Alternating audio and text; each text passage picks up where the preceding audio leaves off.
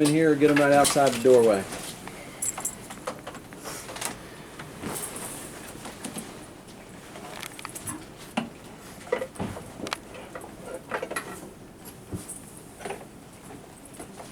All right, exciting day.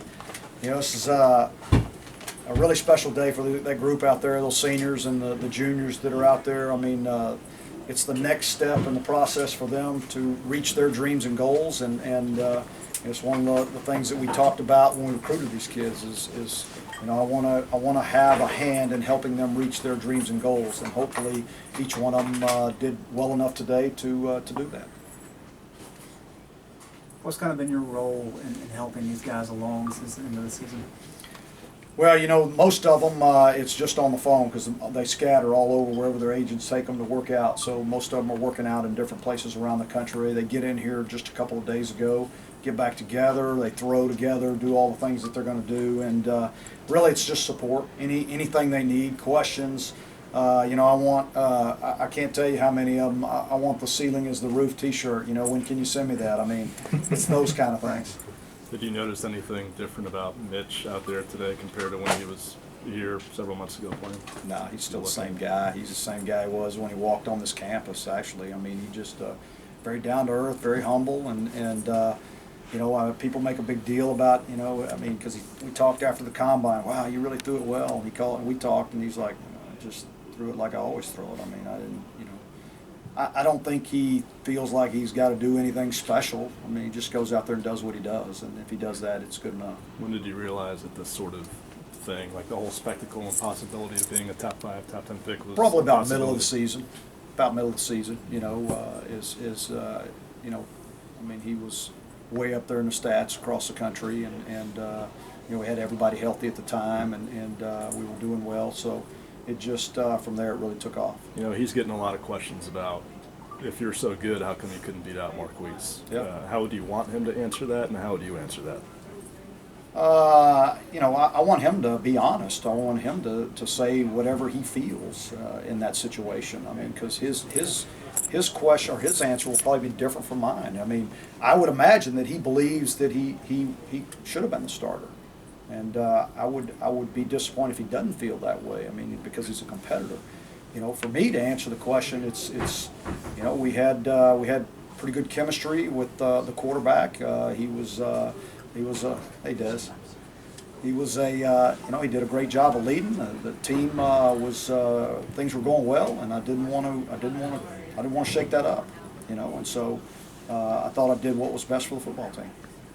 I think you got to look at how Mitchell, how he responded to that, you know, and what a great teammate he was from that point and before. Had he ever asked you to call him Mitchell? Oh yeah, when he first got here. Yeah, and I called him Mitchell a lot, actually. I mean, you know, but I do that a lot with our guys. I mean, I do, you know, because a lot of them don't like to be called by their full name or their proper name, so I do it just to bother them. It's like they're being scolded. What's that? It's like they're being scolded. Yeah, you know. I mean, like when Desmond walks in and I say Desmond, he's like, "Ah, come on, coach." What does it mean not only for the guys working out there, but for the future of the program that so many eyes, scouts, NFL teams, media are on the program today? Well, I think it gives credibility to our program, for one, that you know, you come to the University of North Carolina, you're going to get developed, and you're going to have a realistic look at the NFL. I mean, to have all of these teams, and you know, and we got a lot of former players that are in the NFL. I mean, so I think guys know they can come to the University of North Carolina, they're going to get developed, and they're going to have an opportunity to reach their dreams and goals. Well, for you personally, it's your first 2 classes are represented out there. Right. Mostly your first class, and to step in here, inheriting what you did, and have that many guys come through that are in this position now. How is that for you personally? Well, it's rewarding to see these guys get to take this next step for their goals and dreams, and it is. It's like a proud dad. You know, your chest swells up, and you want each one of them to do their best, and whether they make it or not, you want them to do their best, and because then, you know, I think every kid that goes through that, as long as he does his best, if he makes it, it's great. If he doesn't, at least he can say, I went as far as I possibly could, and you know, for me, it's more about the men that each one of these guys has become, not necessarily what their career in the NFL is going to mean.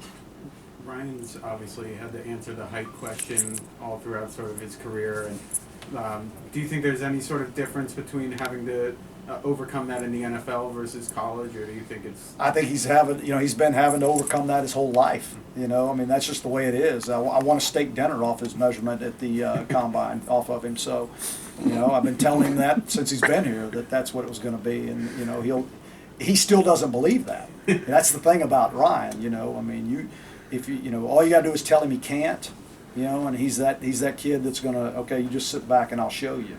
And that's his attitude about everything in life. And I mean, people can say he's 5'8", and in his mind, he's 6 foot. And you won't be able to convince him any different. What was the bet? Yeah, what was the major? Steak dinner. Well, what was the actual? He wouldn't measure 5'9". I mean, I knew he wouldn't. Has he paid up yet? Not yet, but he will.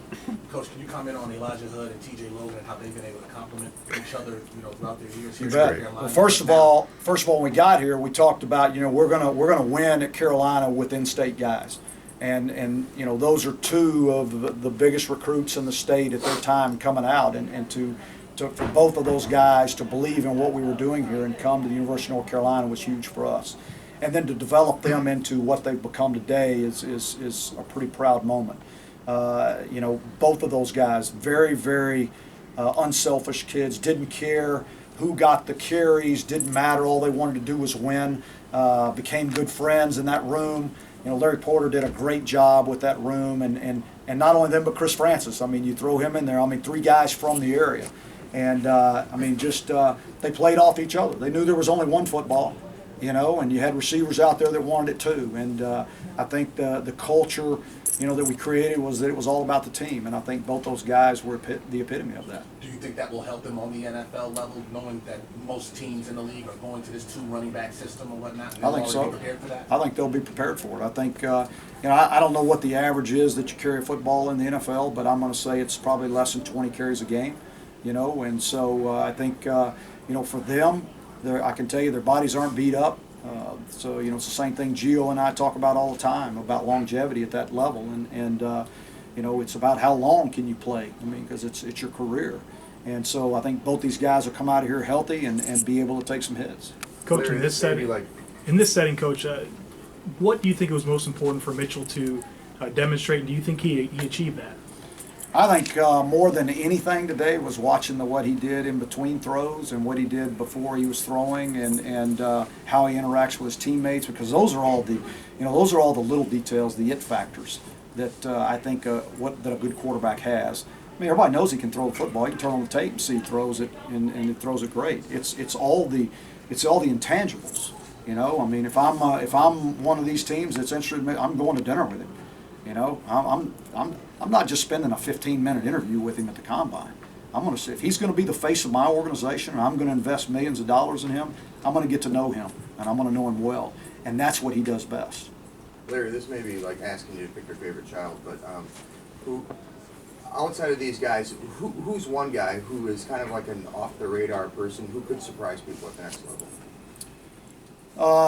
Well, that's hard because none of them are off the radar for us. Because we've spent 4 years with them. But I think I think a lot of people were surprised by TJ's 40 time at the combine. That was not a surprise to us. I mean, we knew he could run. I know he's going to be an asset to a team. I still think deep down a guy like Mac Hollins, that came from being a walk-on to a special teams player to developing into a great receiver. I mean, I still think and then you have.